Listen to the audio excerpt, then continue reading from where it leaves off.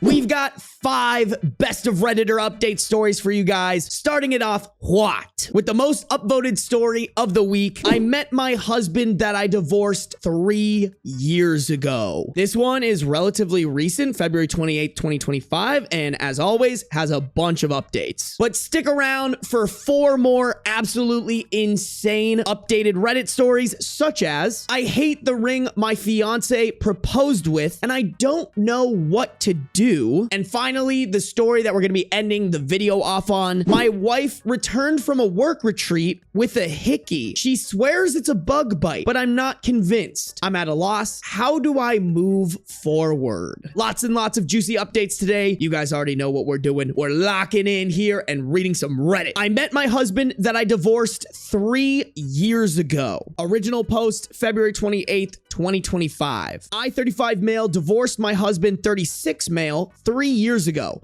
And God, I miss him. I asked for a divorce for a few reasons, most of which being that his depression got exponentially worse day after day, and he refused to seek treatment. Sometimes he wouldn't even go into work and ended up getting fired from his job. I stayed with him for so fucking long, praying that one day he would start trying to get better. It was all I ever wanted, but that day didn't come. I sobbed the entire time signing those papers, and when I handed them to him and asked for a divorce, he gave me the emptiest, deadest look and signed them without a word. My heart felt like it had been shattered with a hammer. Anger and sadness and fear tied together in the world's tightest, ugliest knot and set in deep into my chest. I mean, how do we feel about that, chat? If the person doesn't want to seek help for their mental health to the point where it's affecting you too, I kind of see it, but like, he did abandon him. Nah, girl, he can't love you if he doesn't love himself. That's kind of how I feel too. If he doesn't overcome this hurdle, like there's no way that OP is receiving the treatment and love that OP deserves. So we're all agreeing OP should leave because that's not a good situation for OP. I put on a brave face for my friends, tried to frame it as shackles coming off and a new beginning, but it was a lie. It just hurt and it keeps hurting and it will never stop hurting. He was my soulmate. I'll never love anyone like I loved him. He used to be so sweet and loving, so passionate and happy, and every other wonderful thing a man could want from another. They say each day gets easier, but it isn't for me. It's been 3 years and I'm still reaching over to the other side of the bed in the morning to pull him close. And it always stings when my hands touch fabric and not his skin. It's been 3 years and I'm still expecting to see his car in the driveway when I get home from work. It's been 3 years and my heart isn't any less broken than the day he left. I've been stalking his socials, I admit. He's been getting back to the gym, started meds, and I see him smiling so genuinely in these photos. He looks so incredible. Maybe if I had just waited, he would have changed his mind and went to a doctor like he is now. Or was it me that held him down? Was I making it worse? I hope not. I want to go over to his place and just fall into his arms and beg him to take me back. Maybe he's wishing the same thing about me. If there's even a chance I could have my boy back, I feel like I should try.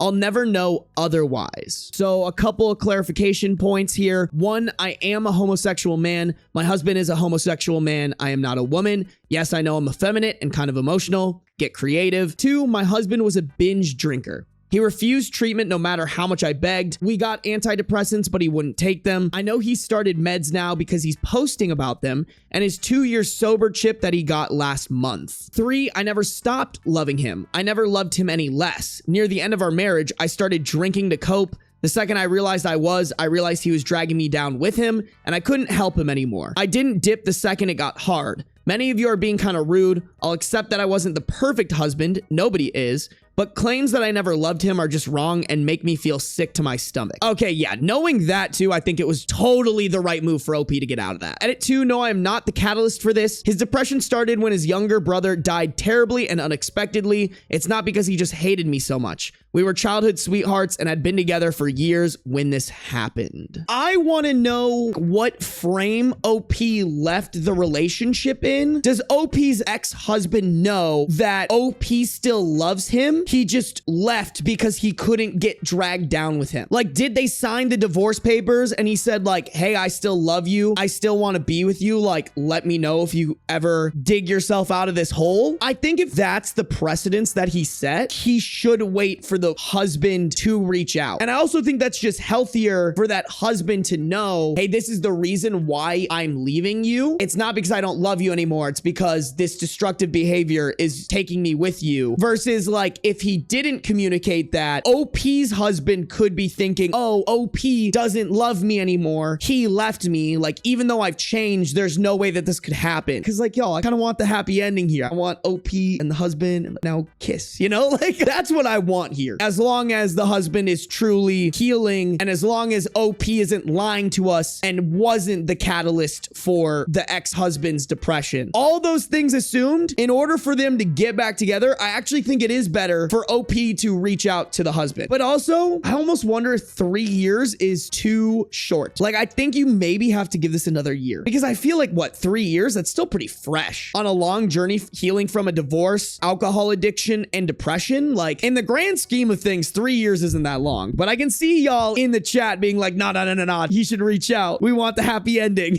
They advise against dating the first year of sobriety, but they say that amends can be made, and I think both parties can. Is it better for OP's ex-husband to make those amends when he feels comfortable and that he's in the right place to do so? Would OP reaching out to him be almost like forcing that along? Because like maybe he doesn't think that he's in the right place to make amends. I don't see anything wrong with sending a message and leaving it at that with no pressure. I mean, that's also an option. Just like, hey, I saw your Instagram. It looks like you're doing well. I'm super happy for you. Like something like that. I think my final answer is I would recommend he waits another year, if not even a little bit more, before he reaches out. I still think 3 years is fresh and his real journey hasn't started since like 2 years. So like, I think OP needs to have a little bit of patience here, but with the mindset of like, if he doesn't reach out to me eventually, I will reach out to him eventually. Relevant comments. Someone commented, sometimes people just cannot progress until they hit rock bottom, and maybe you leaving was that for him. It doesn't necessarily mean you held him down. He just couldn't find the desire and motivation to progress while you were holding him. Don't beat yourself up. It wasn't your fault he was sick and didn't want to ask for help. In the end, we all need to want that help. Without it, all other people's efforts are worthless. In the end, if you ended amicably, you can always hit him up and ask how he feels. Maybe he'll ignore you, maybe not, but you'll know you've tried. And stop stalking him. That is keeping you from healing. That's a really good point. I fucking agree with that. OOP, thank you. I needed to hear a lot of this. Maybe I'll call him just to see how he's doing. He doesn't hate me. I know that much. I'd like to see him regardless. I think a call might be a little bit of a blind side. Like maybe a text first. I think that's what I fuck with. Another comment, unless he's remarried, no harm in reaching out to say hello and seeing where the land lies. Reopen the channels, see what's what. OOP, he's not remarried. He had some photos with this one guy for a while, but I haven't seen any photos with him for a little over a year. I think he's single now. Hope he is. Update 1, March 2nd, 2025. Well, with Reddit's advice, I did it. A few days ago, I called my 35 male, ex-husband, 36 male, whom I divorced after 6 years when he refused to seek treatment for his depression. I called him later in the evening. It was the first time we'd spoken since a bit of trouble he'd had while he was still drinking 2.5 years ago. He picked up on the second ring. Our conversation was a little stilted at first, as to be expected, but he said he was really glad to hear from me. We ended up meeting up for coffee yesterday, as so many of you suggested. I'll admit, it was kind of hard to see him, but in a good way. He looked so much better than the last time I had seen him, but he looked exactly like the man I'd married. He had put off a ton of weight. He gained like 75-ish pounds during his struggle with depression, and before some dick says so, I didn't leave him because of his weight gain. He looked way healthier and very put together. I'll just say it, he looked incredibly hot. What made it hard was that I couldn't kiss him hello like I used to. But God, the way his eyes lit up when he saw me, I barely needed to. We got our coffee and sat, and he updated me a little on his life in the last 3 years. What really turned his life around was in part the divorce, but more so a DUI. Nobody was hurt. He was caught a few blocks from his apartment. He's since gone to rehab and AA, gotten his license back, and had to use a breathalyzer whenever he started his car for a while. He hasn't had a drop of alcohol since, and I told him I was so fucking proud of him. He also started antidepressants and made a point of telling me that they're not SSRIs, but when I asked what that meant, he got embarrassed and told me never mind. Chad, I think he's trying to tell him that, like, he's ready for sex. Don't SSRIs, like, make your libido fucked up or, like, you can't come or something like that? Yes? Okay, all right. So the ex-husband's like, hell yeah, let's go round 2, baby. In more ways than one, if you know what I'm saying. Bottom line is they've been helping him. He's back to being a gym rat, and he's almost completely turned his life around. This was around the point I started tearing up. It just felt so good knowing he was okay. Better than okay, he was good. I also apologized to him for not sticking by him. He cut me off and said I had nothing to apologize for. He was a wreck and I was being dragged down with him. That also felt good to hear. I apologized for not contacting him much during the last 3 years. That apology he accepted. He was dating someone for a few months too. He broke up with him once he tried to get him to drink on New Year's. He seemed dismissive of the guy. Guess it wasn't too serious. We got up and went on a walk after a few hours, and I think we both realized it felt like a first date. I had to stop myself from trying to hold his hand at a few points, I'll admit. We ended up sitting on a bench in a nearby park, and I confessed. I told him I missed him more than anything, how I never stopped loving him, and how if he wanted to, I'd love to try again from the beginning this time. We'd go to couples therapy, keep our heads above the water, and take it slow. He was quiet for a minute before he told me something. He said he was doing better now, but there may be a time where he sunk low again. Depression isn't easily cured, and he was far from cured. He still had bad days, but he said there would be one difference. He promised he would never stop trying to improve. He was never going to give up like he did before and refused to neglect me like he used to. If I was willing to accept that truth, he was willing to try again. I agreed, and he pulled me into an embrace and snuck a kiss to my temple. You know when it's the first warm day of spring after a cold, harsh winter, and the soft breeze and basking sun hit your skin at the same time?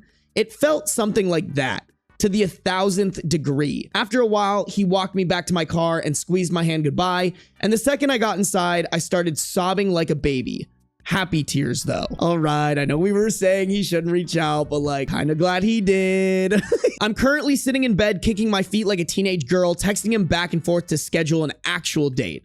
He said he'd plan everything and try his best to make up for the birthdays and anniversaries he missed. He said it would knock my socks off. What a dork. I love being in love. Not gonna lie, this is gonna be a bit hard to explain to my friends and family. Not looking forward to those conversations, but right now I don't care. My man loves me. Thank you to everyone who had kind words to say and all the people that messaged me with sympathy and advice. I hope we all find happiness and love if we want it. I never would have made the leap if y'all hadn't encouraged me. Best of luck to all of you, and sorry for the overly flowery language. Edit 1, we scheduled a date for tomorrow evening. I'll let people know how it went 2 days from now in my final, unless something big happens, update. Edit 2, at his place presently. Shame me not, Reddit.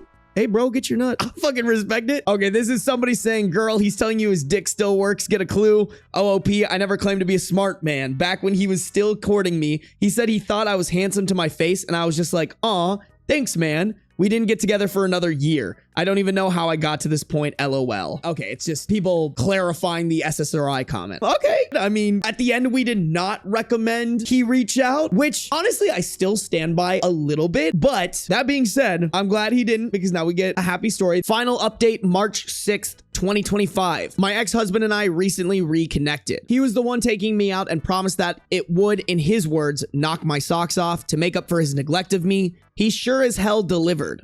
A little backstory. We've been together since we were 15 and 16 respectively, and have never moved out of our hometown. This year would have been our 20th anniversary of getting together, not marriage. We were dating secretly for about 5 years before our parents caught us one day during summer break. The fallout from finding out their son was gay actually made his parents split. His dad wanted to send him away to conversion therapy. He's seen his father maybe once per year on average, and every time he's incredibly cold towards me. Would never refer to me as his son-in-law, only my husband's pal.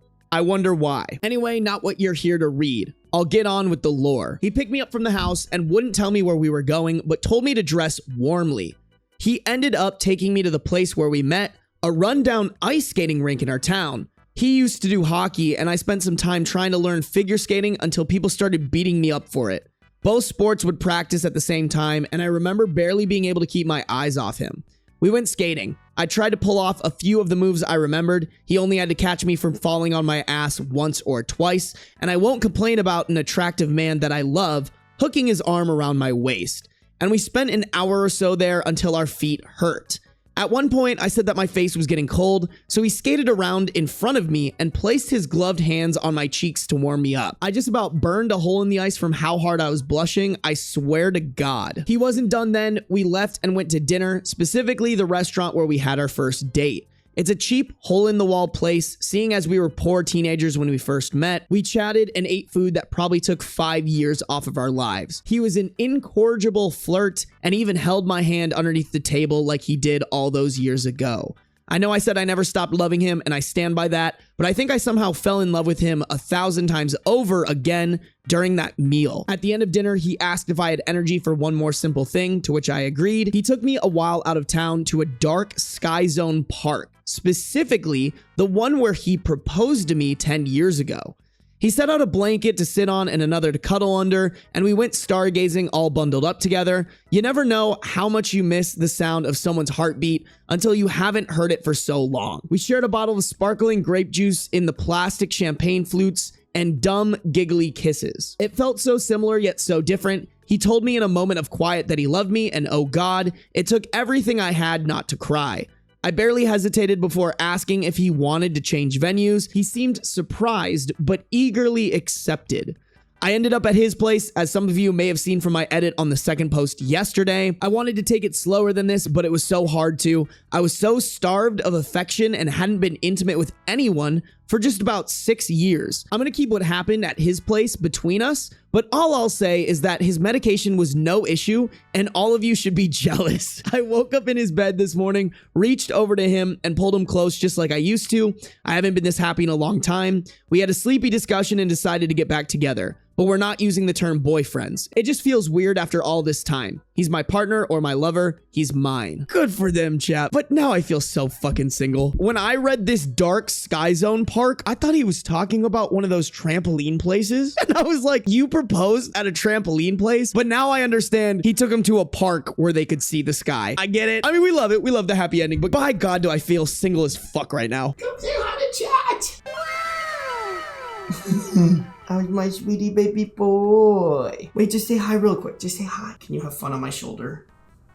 Oh, okay. He said no. I think he fully expects me to give him treats, though.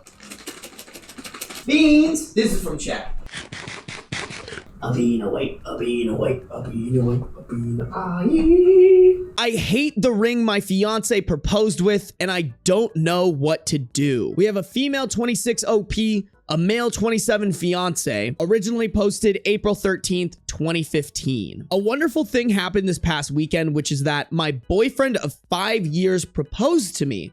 It was extremely romantic, and I couldn't have planned something better myself. I'm over the moon right now, except for one thing. My ring. When my fiance and I first started to talk seriously about getting engaged, I told him that we could choose a ring together, or he could ask me questions about my preferences and look through my existing jewelry to get an idea of what styles of rings I like. He wanted it to all be a surprise, so he opted for the latter. I was a bit nervous because I can be picky when it comes to jewelry, but I trusted that he would have enough resources and knowledge to make a wonderful choice. The only guidelines I gave him were nothing pink, no blue sapphires, and no diamonds. As it turns out, I hate the ring. Not just it's not really my style, but it'll grow on me way, but in a, wow, this is ugly and I would never wear it way. I feel absolutely awful for thinking this, but I can't help it. My issues with it. 1, it's huge and gaudy, like the sort of rings you see old women wearing. 2, it's in the shape of a heart. I dislike heart-shaped jewelry, which is why I never owned any until now. 3, it's amber. I'm a fan of light/honey-colored amber, but this is way too dark. It's also extremely impractical to have amber be worn as an everyday ring. It's going to become scratched and dull very, very quickly. I just don't understand why in the world he picked this ring out for me. It's not my style at all, and it's clear he didn't do any research. If he had, he would have known amber was a poor choice. I'm actually rather hurt by his choice because to me, it shows a lack of care on his part. The worst part of it all is that I have no clue how to broach the subject with him. He and I share everything with each other and have no secrets. So it's doubly hard on me to not only dislike the ring, but to also not be talking to him about this problem like we do with everything else. How can I bring this up without hurting him? I want him to know I love him deeply and that I'm so happy to be engaged, but the ring needs to be changed. I'm freaking out and need advice badly. Thank you. So OP added an edit with the picture of the ring.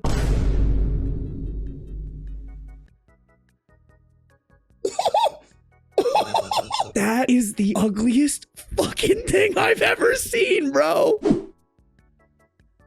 Y'all, I'm a man and I know that shit is ugly. Like, that's how you know this is bad. Oh my fucking God, that is brutal. Oh, honey, that is, wow. That is a ring for sure. The way she was describing it was ugly, but like seeing it was a whole nother experience. The way that I would go about this is OP definitely needs to broach the conversation, especially with that ugly of a ring. And the way that she can do it is just by framing it correctly and trying to set this up so that nobody's feelings get hurt too bad and you're approaching it like you guys are on a team. Like, I would go up to him and be like, hey bro, I might seem like an asshole here. I want you to know I'm so glad to be engaged to you. I can't wait to be married. This has literally been something I've been waiting for my entire life, and I will take some blame for this. I think that's actually something that like can help with like giving people feedback, is taking a little bit of blame on something so that they don't feel like everything is all their fault. Make sure to specify that, like, hey, I'll take a little blame on this. The ring that you got me, I'm not a huge fan of. Don't be overly harsh with it. Be like, hey, I can't go around showing people this ring is my engagement ring. I don't like it. Could we please go somewhere and choose a ring that I'll be happy with? And be like, I feel like you care about me and my feelings in general, and especially around a ring that symbolizes our marriage. I think you'd want me to get one that I'm happy with and that I'm excited to show off. Would you agree? Like, approach it as a team thing. Don't turn it into, you fucking moron, you got me the ugliest ring in the world. How are you so stupid? Does he maybe deserve that?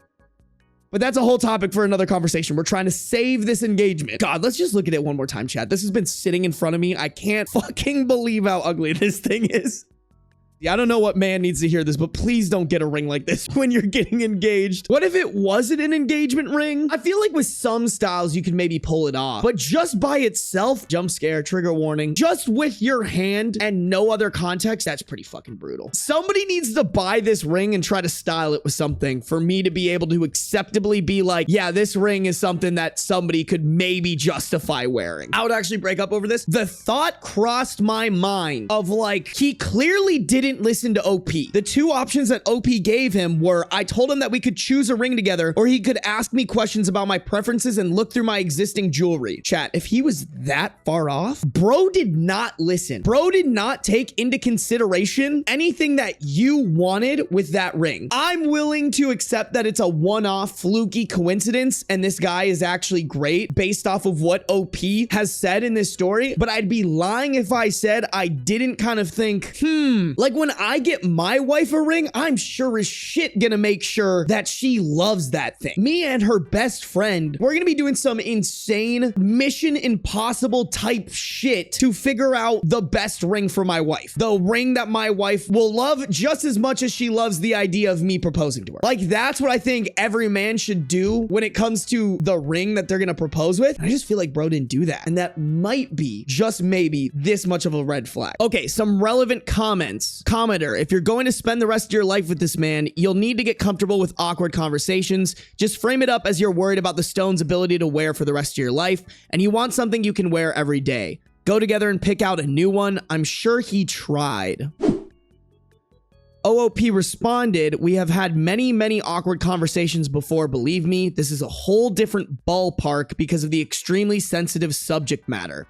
Even if I frame it in terms of why it's simply impractical, it still doesn't solve my hurt feelings or confusion of his choice. I genuinely disagree with this comment. Don't get me wrong, I think OP needs to frame it well and to not make this a situation where feelings get incredibly hurt, but feelings do need to get hurt right now. Because I think OP does need to communicate, like, bro, you kind of fucked this up. Especially if you don't want to go into your marriage with the precedence that like shit like this can fly. I think you need to tell him, I'm like, hey man, do it in a nice way. You did not choose well. Like, this is an ugly ass ring that I just refuse to wear. As softly as you can communicate that, he needs to know that he fucked up. We can't let dudes be running around thinking like, oh, I only kind of messed up. Like, no, dude, you kind of fucking shit the bed on this. We all saw that ring, bro. You pulled your pants down and shit in public with this one. To a deleted comment, OOP said, why is it wrong to be hurt? He completely ignored my tastes and preferences on a ring that I'm intended to wear for the rest of my life. It honestly feels like he pulled a ring out of a hat and thought, I guess this is it. When I get him a gift for his car, I do tons of research, ask his friends for suggestions, etc. He obviously didn't put the same thought into this gift to me, and that hurts. OOP replying to someone saying it's hard for men to pick rings. Okay, it's not a fucking walk in the park, but it's not fucking rocket science. I literally offered to pick it out with him. He didn't have to make the choice alone in the first place. Even with his choice to make it a surprise, he wasn't clueless. He knew what things I didn't like, and he knew what I did like by looking through my jewelry collection. He could have talked with my mom or sister to get their opinions on what styles I'd like. He didn't do the research though, and that's why I'm sort of hurt. It seems thoughtless. I mean, I think it is a little thoughtless. Update April 14th, 2015, the next day. After he arrived home last night and we had dinner, we got onto the couch to cuddle. I knew it was the best time to talk about it, so I started off by telling him how ecstatic I am to be married to him and how much I loved the proposal. I then launched into my main point and said, I'm so sorry to do this, but we're going to have to pick a different ring. The amber is going to get destroyed in no time, and the ring is just too big for my hand. I kept banging it into everything today as is. It's just an impractical choice in the long run. He immediately looked like he was about to cry, which made me feel terrible. He put his head down and said, you don't like it, just be honest. I admitted that the impracticality of the ring was a very real issue, but that I also didn't like it. I said, I'm kind of confused why you picked it, because it's nothing like the rest of my stuff, and it's absolutely massive. By this point, he was crying and said, that's the point. I wanted something completely different. All your rings are so plain. I wanted the ring to stand out so everyone would see it and know I loved you. His response was basically, that's the point. I wanted to completely ignore everything that you told me and just do what I wanted. I wanted the ring to stand out so everyone would see it and know I loved you? Is bro fucking whipping his dick out and peeing on his girlfriend to mark his territory? Is that what he's doing with this fucking ring? What the fuck is that? That ring is for her. That is the dumbest shit I've ever heard. I had figured that this was his line of thinking. Others guessed as well. I told him that I understood where he was coming from and emphasized that I am so thrilled to be engaged, but that I want the ring to be something that I will like. After all, it will be on my finger for the rest of my life, and that the material needs to be durable in order to stand the test of time. I explained to him how delicate amber is, which he didn't know. He said he picked amber because he liked that there were things inside of it. That is like the most dude-esque response I've ever heard. I just liked it because there were things inside. I asked him if he had thought about what he wanted in a ring before he had bought it. When he said no, that he had just gone to the mall and picked one out, I started to cry. I hadn't planned on crying or telling him I was hurt, but knowing that he didn't research anything about rings or really think about it just really got to me. I tried to explain my hurt feelings as eloquently as possible, but I could tell he felt horrible for it. He said that the whole process really freaked him out and that he regretted not having me pick the ring with him. When it came time to pick, he was overwhelmed by ring choices and went for the most romantic thing he saw. We both cried a lot, needless to say. The talk was very productive though, and it all ended up working out fine. Thankfully, he's the best guy I could ever ask for, just with really crappy taste in jewelry, which he now recognizes. So he wants us to pick a new ring together this weekend. Everything other than this ring choice is going well, and this man is a green flag, but something about his responses, I just don't fuck with it. It's not the right mindset around like how you should go about buying a ring for somebody. I feel like buying a ring for somebody that they're gonna wear for the rest of their life is like a, hey, let's make sure that you really fucking like this. I am not accepting my wrestling/academic scholarship to a university since my girlfriend didn't get in. My dad says I can't have my 529 money they saved for me. He's so mad. What can I do? We have an 18 male OP and an 18 female girlfriend. Original post, April 15th, 2018. My household is in chaos over the news I dropped on Saturday, and I don't think my parents have ever been this mad, so I really need help. The basics are, I got a wrestling and academic scholarship to a D1 school that's about an 8-hour drive away. I've wrestled since I was 4 and got straight A's since middle school, and I'm proud of both of my scholarships. My athletic scholarship is not full ride, but with the academic add-on, it would mean I could get a 4-year education with almost no cost. My parents saved about $50,000 in a 529 plan, and my parents were so proud of me, they said if I made it through the first year of college with good grades and impressed my coaches, I could have the 529 money to live off of or invest or whatever is acceptable with taxes. Now it comes to my girlfriend. I love her more than I can say. I mean, she is literally my world, and I can't imagine my life without her. She is my soulmate, and we are all but officially engaged at this point. Bro, you guys are 18. Like, chill. First, we thought we could do the long distance thing, but there's no way. So she did a late reach application to my university, but got denied. We got the news on Friday. Without even thinking about it, I said I'd turn down the scholarship and stay with her at the more local state school. For her part, at first, she was mad at me for not wanting to follow my wrestling dreams, and she was fearful I'm throwing everything away for her. And she promised me that we could make an 8-hour distance work if it was meant to be, but after some convincing, she agreed. I sat my parents down on Saturday morning and told them that I was turning the scholarship down and would need the money from the 529 plan. They exploded, and I mean exploded at me. I've never really been in trouble, so I didn't even realize they could get so mad or be so disappointed in me. We argued basically all day Saturday, and before they got so frustrated, they went and stayed in a hotel to not have to see me. They said the bottom line is basically the 529 money is mine to do what I want with, but they are not supporting stupidity. So I have to work and pay for my first year of college 100%. And if I maintain a C average while working part-time, then I can have the money. I guess their argument is they now question my dedication to school and don't want the money to just go down the drain. This is so unfair because the money was saved for school and it's not like I'm not going. I already have acceptance to our state school, and what's important is the education, not how I get there. My parents are mad because they know I love wrestling. And they spent a ton of time and money as I was growing up to get me to the top levels. But with MMA being so popular these days, I can use my skills professionally if I want.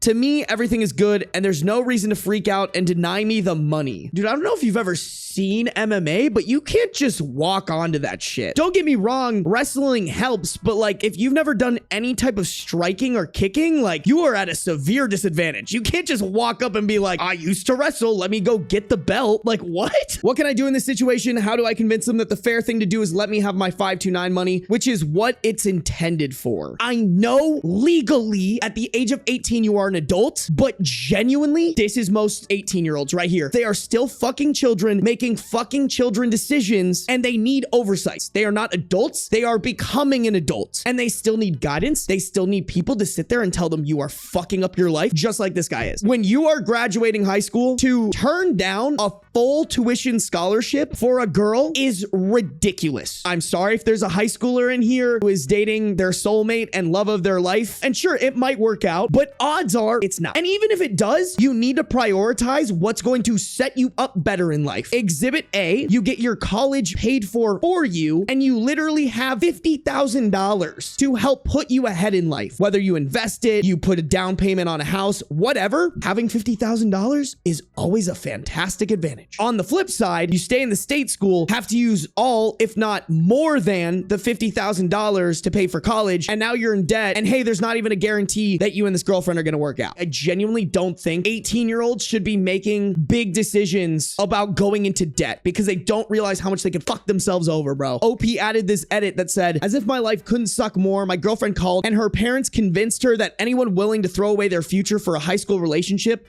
is someone she needs to step away from. So we are officially on a break. Literally, what the fuck? I don't disagree. I think that is the dumbest shit you could ever do. They say, I give you full tuition, you just need to jump. You say, how high? I got married to my high school sweetheart. We've been married to 18 years. I tell all my teen clients not to get married. Giving up free school is so stupid, her parents rock. If you're young or fresh into a relationship, making a big change for someone is kind of a red flag. At least for me, like, I want someone who has the self-respect to be like, you got to do you and I support that, but I got to do me. Even if that means that we're long distance for a time, we'll try it. And if it works, it works. If it doesn't, it doesn't. Someone commented, you're doing a big fucking mistake. What are you thinking? Don't piss on your future for some girl. If she can't follow you, that's on her. Don't sacrifice so much because she can't go. You'll regret this and resent her, especially the day she'll dump you. Because let's be frank, high school relationships don't last and she'll dump you eventually, or you will. OOP, because let's be frank, high school relationships don't last and she'll dump you eventually, or you will. I know everyone says this, but our relationship is truly different. Even my parents love her and hope we stay together. If your relationship is truly different, you guys can do long distance. I genuinely believe that. OOP dropped an update where the title was basically a reiteration of what we've already read, but at the end they included, bottom line, I'm taking the scholarship, but we're broken up. Posted on April 20th, 2018, about 5 days after the original post. So like I said in the original, that was Saturday. In the middle of the post, my girlfriend called and said she had to talk. Basically what had happened is my parents had called her parents. They're pretty close friends in their own right. And her parents sat her down and basically convinced her that my decision was not good for either of us. So she was breaking up with me. She said that she could never live with the guilt of me not taking my scholarships and that I had to take them to have any chance of things working out with her. I had the worst weekend of my life because I didn't have my girlfriend anymore. Basically, I begged her on Monday to get back together with me, and she said she just needed time.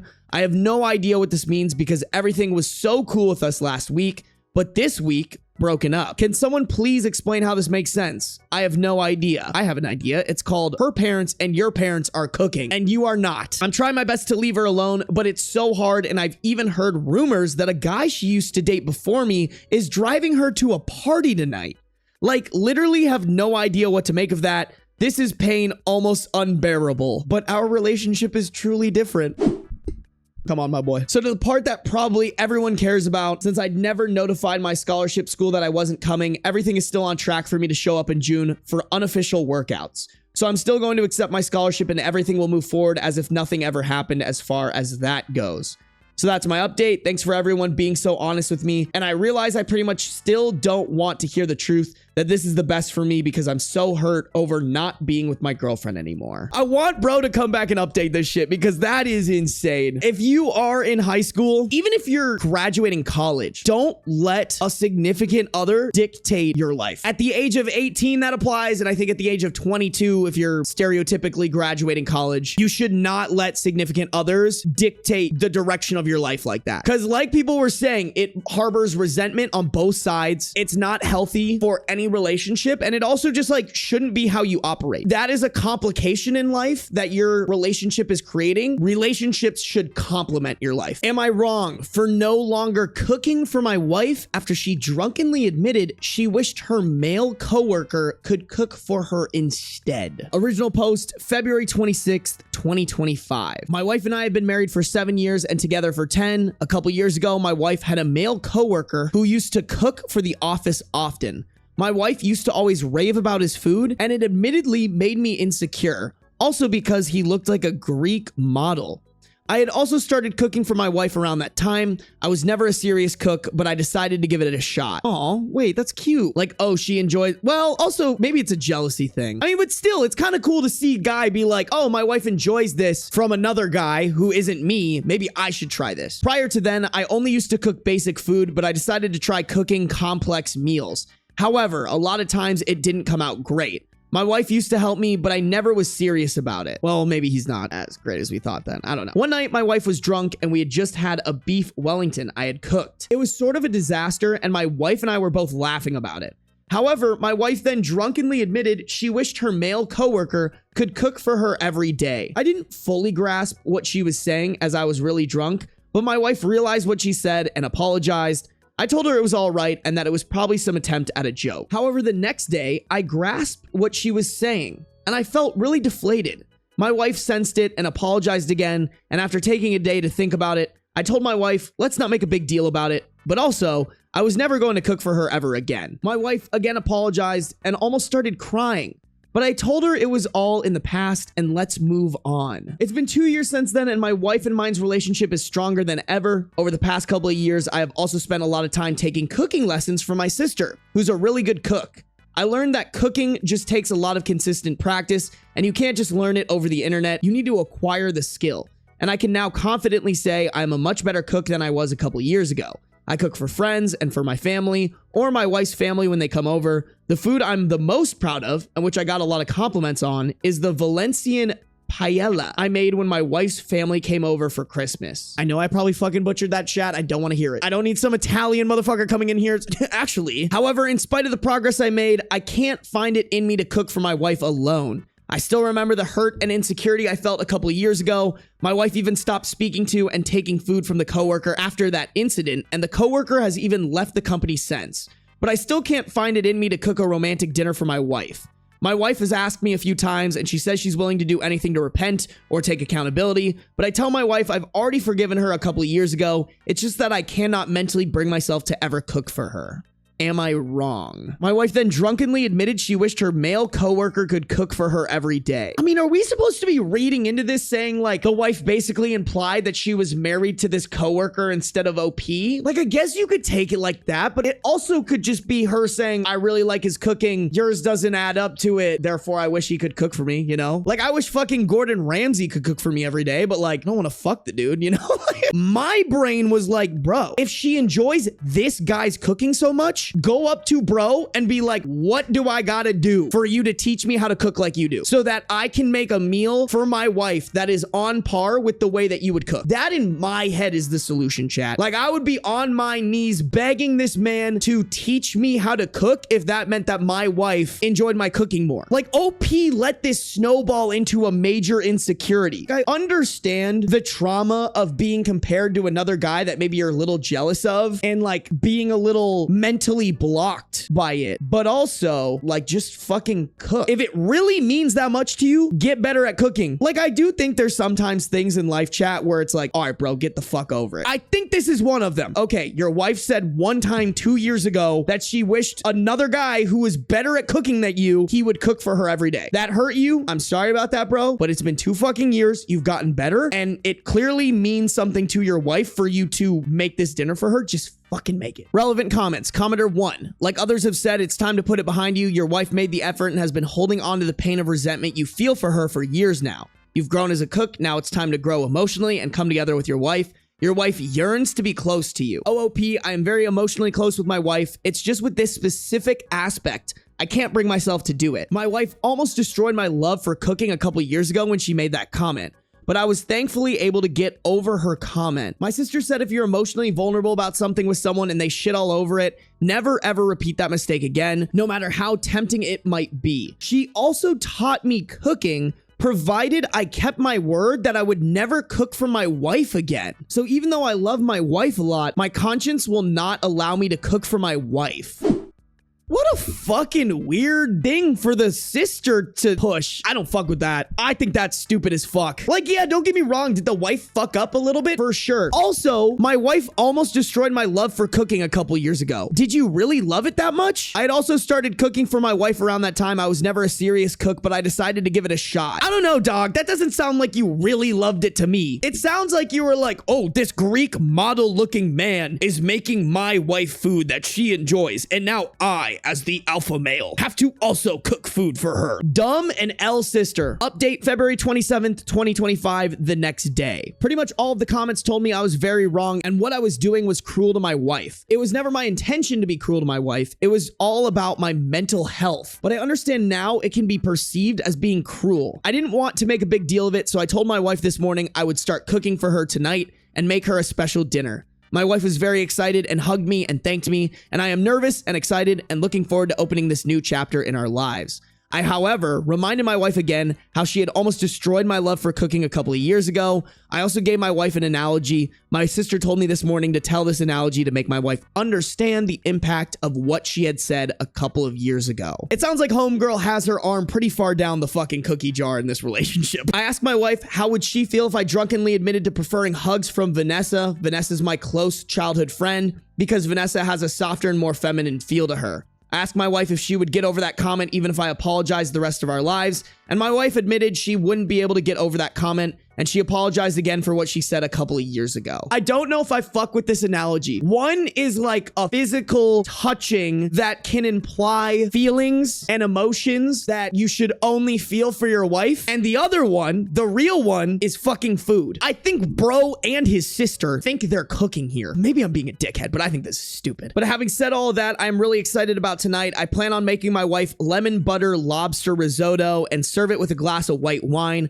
I hope to make it as romantic as possible, and I hope it comes out good. That's probably my final update. Thank you for all the advice. This is also the commenters being like, the Vanessa example was weird and the sister has way too much of an impact in this relationship. I'm glad I'm not the only one, bro. Listen, I see some of y'all in chat saying divorce. I don't think divorce. I think this sister is not a great voice in the ear for this relationship, and OP needs to realize that. I think he needs to realize his analogy did in fact not cook, no pun intended. I mean, he got over it and now he's finally cooking for her. Like, we got the outcome. He overcame the thing that was the point of this post, but I just can't wrap my head around the fact that everything that he brought up in the update was just like wrong. It was just wrong, and there were a lot of red flags. Do I think it's divorce worthy? No, but I do think he needs to seek some therapy because this whole situation was just a situation that didn't even need to happen. My wife returned from a work retreat with a hickey. She swears it's a bug bite, but I'm not convinced.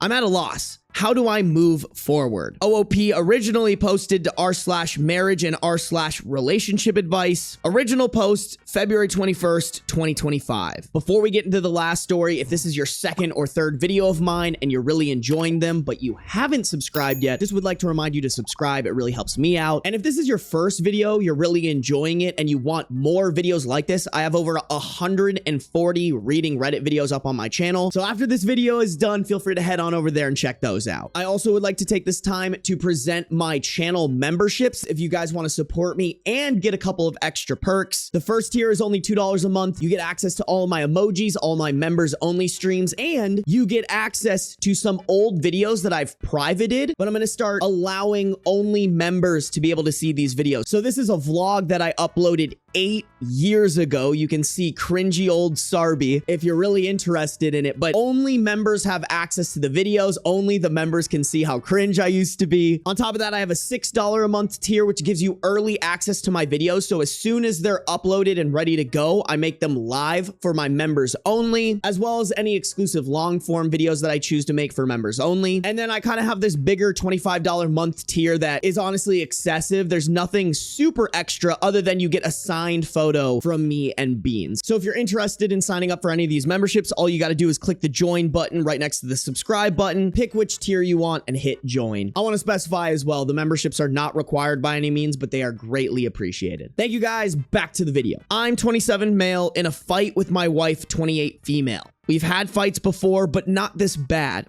I'm at a loss on how to proceed.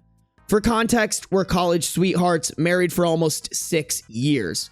We have a daughter, 4 female. Our relationship was never perfect or without challenges. We've faced some family opposition with cultural differences, but we've made it work. She's my first love and my best friend. My wife works in corporate. Her job has annual work retreats that last for about a week. This year was in Vegas. I usually arrange my work schedule and tag along with her, and we make our own trip out of it. We couldn't this year. Our daughter gets major anxiety traveling long distances. We're working on it, but she wasn't budging, and we decided to choose our battles. So I stood behind and held down the fort at home. The change of plans was a bummer because the trip was part of us reconnecting as both a couple and as a family. My wife's work hours have taken a toll on our marriage, and her work-life balance leaves much to be desired. We entertained the idea of her skipping the retreat. Attendance is optional, but it's generally frowned upon if you don't, and my wife's making connections in her field. She grew increasingly weird. We have a system if either of us is away for extended periods, we keep in contact. For the first day or so, she was herself, but she grew distant. I'd even text her about important stuff and be left on read while she claimed she never saw my text. Whenever we talked, she was rushing me or our daughter off the phone.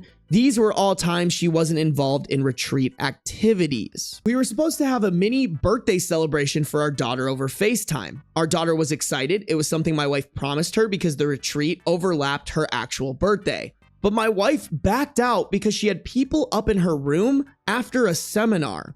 It was like she wanted my permission to break her promise to our daughter.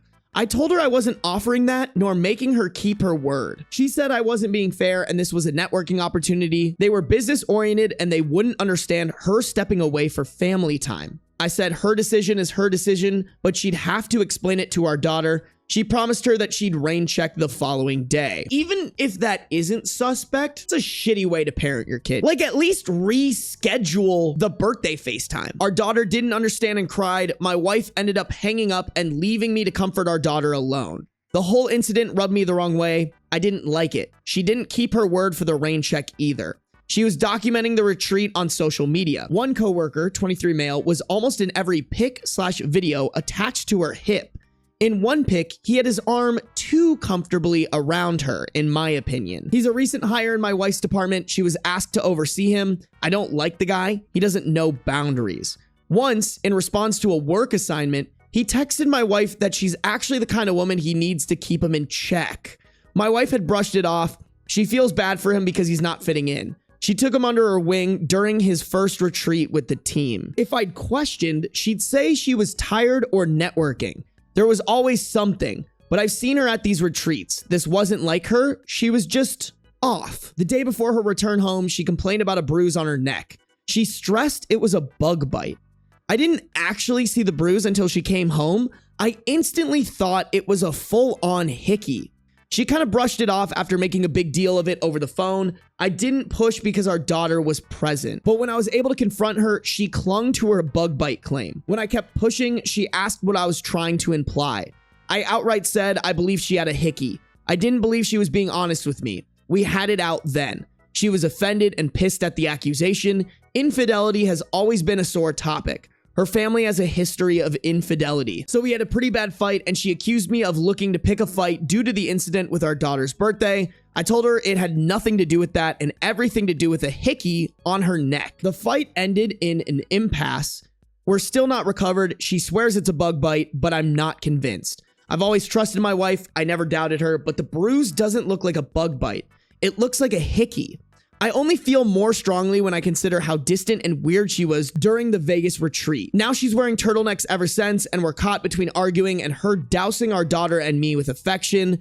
Communication usually prevails for us, but not now. I think my accusation pushed us to a new level of argument. I'm at a loss here. I really need outside perspectives. How do I move forward? I feel like little mini red flags are shooting up. Like dousing the daughter and OP with affection, being distant and not very communicative during the retreat. Even missing her daughter's birthday FaceTime call is rubbing me the wrong way. OP should check phone records or go through OP's texts because hickey, love bombing, lack of communication, I think that's enough to at least be suspicious. The wife is doing some sketchy behavior here. I would like to give her the benefit of the doubt, but I just genuinely don't think her behavior is behavior that deserves the benefit of the doubt. I'm a magnet for bug bites and they never looked like hickeys. I feel like I really need to see this bug bite. Even if she didn't cheat, she sucks. I think I could definitely get behind that mime. She's not really a good mother, and she's also kind of like gaslighting OP a little bit. She was offended and pissed at the accusation. Like that's like the why would you think that situation, not the I'm offended and pissed that you would do that because you know that I struggle with infidelity in my family. Yeah, there's just a lot there that I'm not a big fan of. Relevant comments. First comment, did she show you her phone or provide any proof that could support her innocence or just dismiss you? OOP's response. No, I haven't had access to her phone. We usually have an open phone policy, but it's not something we've ever really done.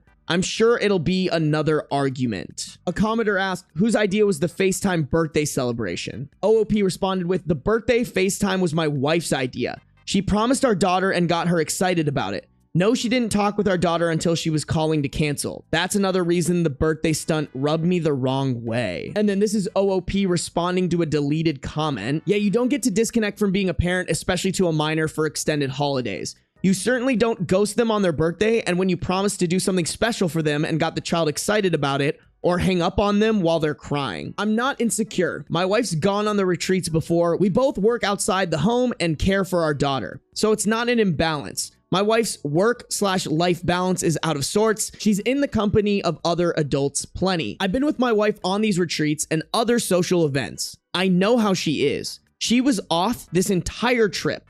Nor was it appreciated her entertaining a coworker who ignores boundaries, having his arm wrapped around her waist like he was claiming her or something. I trusted her when she said she had a bug bite. I got things to help her treat it for when she returned. It was only after I saw the bruise in person that there was no mistaking it was a hickey for me, and I questioned her on it. Update February 28th, 2025, about a week after the original post. It took a while for my wife and me to have a real conversation about the bruise on her neck. We were stuck between arguing and her showering our daughter and me with affection.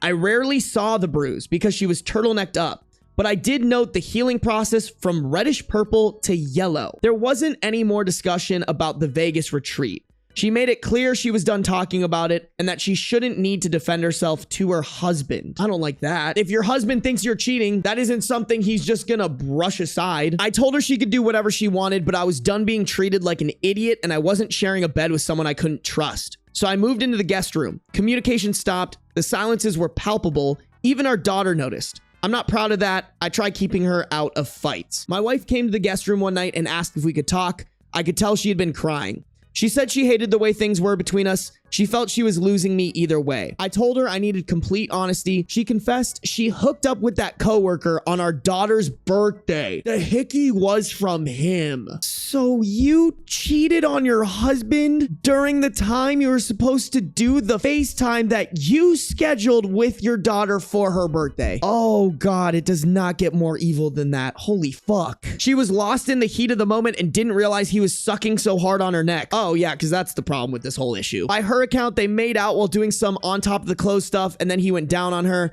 It stopped there because he called her by a nickname that I affectionately call her. It snapped her back to the reality of her actions. She went to splash water on her face and saw the hickey. The guy made light of it and made a joke about the hickey being her souvenir. She blew up on him and kicked him out of her suite. Part of the reason she was avoiding me was out of guilt. She said she's coming clean because she doesn't want to hide things anymore. I asked her why she cheated. What was it about the guy that she deemed worthy of risking everything? She claimed it wasn't him specifically, nor is she unhappy with our marriage. She doesn't really know how to explain it, but a part of her feels broken. The more she looks in the mirror, the more she sees her dad, 57 male, a cycle of being consumed with work, distant from her child, and the infidelity he put her mom, 55 female, through. She said her family never talked about anything openly, and how when she was growing up, my mother-in-law never addressed anything with her. Okay, girl, that's tough. I'm sorry you feel like that. Go to therapy. Don't fucking cheat on your husband. It really do kind of be that simple. I said her parents didn't make her cheat. She chose to party up with a guy who constantly disrespected our relationship. These were all her decisions, and she at any point could have chosen our family. She agreed. She wants to blame her parents, but realizes this is on her. She apologized for cheating and for entertaining the guy's advances. She said she'll do whatever it takes to repair, go to HR, quit her job, counseling, anything. She wants to make everything right.